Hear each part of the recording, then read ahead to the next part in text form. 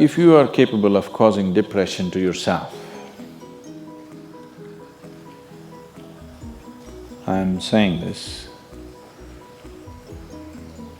not without any concern for your illness or not due to lack of compassion, because that is the nature of what's happening to you.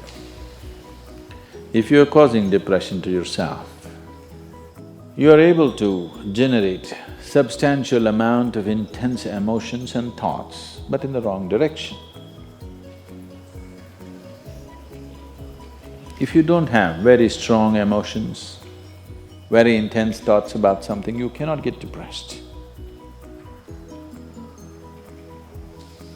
It is just that you are generating thoughts and emotion which work against you, not for you. So you are strong enough to cause depression to yourself because for you to cause a mental illness for yourself, unless you're pathologically ill, which is just a small number of people, rest are all self-created. Most of them are self-created. A few are pathologically ill, they cannot help it. It just comes from within because of genetic and other factors. The line between sanity and insanity is very thin. People keep pushing it. You get angry, you're pushing the line. It's a thin line. In fact, when you get angry, you know you're pushing the line. That's why the expression, "I was mad at somebody." You're not mad at somebody, you're just going mad. You cannot be mad at somebody. You're just pushing your sanity, the boundaries of sanity, and moving into insanity for a certain period of time and coming back. You do one thing every day, you try this, 10 minutes a day. Try intense anger on somebody. What? You will see in 3 months' time, you will be clinically there.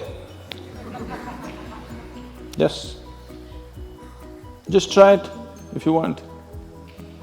Because if you keep pushing the line, you go mad and you come back, you go mad and you come back, one day you're not able to come back, that's all. One day you're not able to turn back, then you're clinically ill. You must understand, even if you got angry for a moment, you're already ill. Maybe you don't get the certificate of diagnosis. They don't slap a certificate on you that you're gone, but you are going, isn't it? You think it's your right to throw tantrums, you think it's your right to get angry with people, you think it's your privilege to be depressed so that you'll get attention from somebody. You keep playing this, one day you will not be able to turn back. Keep crossing the line every day, one day you will see you cannot cross back. That day, you need a doctor. Till then, everybody needed a respite from you, but the day you can't cross back, they get the respite because now they can catch you and give you to a doctor. Otherwise, you're temporarily going mad every day, many times a day. They cannot even send you to an asylum, they have to bear with you, your family, your friends, your people around you. If you get at least truly clinically ill, we can hand you over. There's one temple in Tamil Nadu, you know, where they chain you and keep you. Where there is no hospital, no psychological for ailments, there's no hospital, there is a temple that somebody created which is supposed to push people back into sanity. So, families just take them and leave them there, they're shackled and left in the temple. You give them some money, they'll feed you, and you're just there like an animal, tied up. I think if hospitals were run like this, a lot of people wouldn't go crazy. They would maintain their sanity. Right now it's too deluxe. If you make hospital extremely comfortable, it'll become an incentive to become sick. And you have incentives in your life to become ill, right from your childhood. You got the maximum attention only when you fell ill. When you are happy, they screamed at you. When you squealed in joy, they screamed back at you, adults. You… then boo-boo, boo-boo, boo-boo, boo-boo. When you are a child, physical illness is good because you'll get attention from your mother and father and everybody around you, and you don't have to go to school on that day. So you learn the art of falling physically ill. But once you get married, you learn the art of becoming mentally ill. Because if you want to get attention, you go sit in a corner. Act depressed, people will pay attention to you.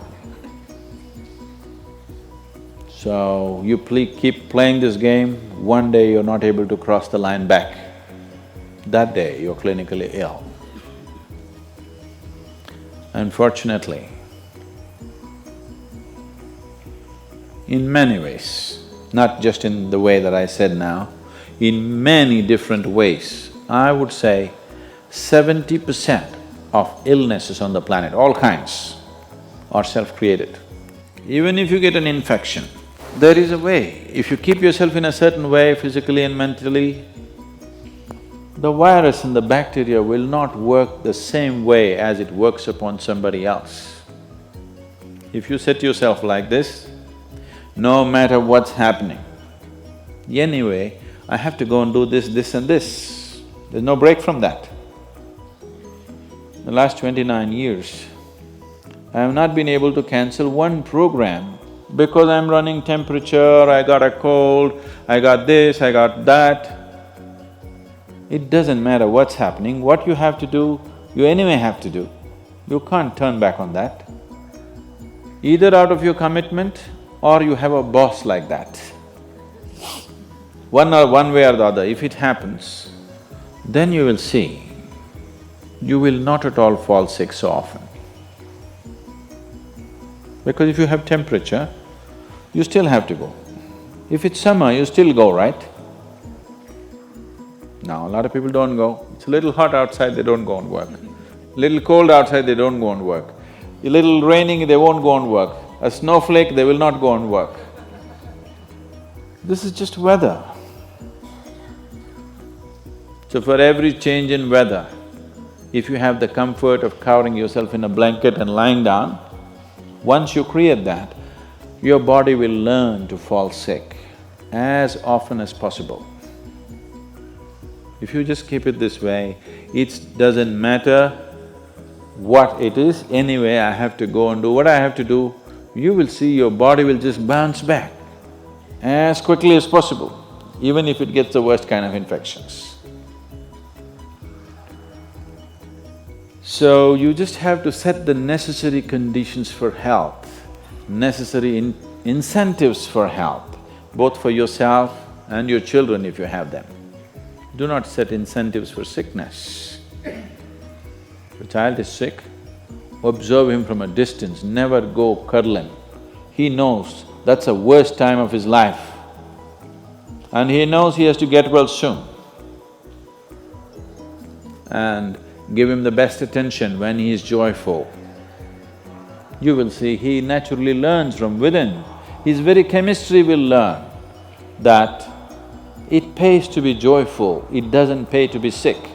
If you make this very clear to your own biology, to your own chemistry and to everybody around you, you will see people will not fall sick as often as they are right now. So set that up for yourself. You will see you will get healthy. If you can turn your mind this way, you can also turn it this way. I want you to understand this. You must understand, mentally, physiologically, chemically, energy-wise, you must clearly understand it doesn't pay to be sick, unhappy, depressed. It doesn't pay. To be joyful and ecstatic, it pays. If you make this clear to all these people inside, they will all behave properly.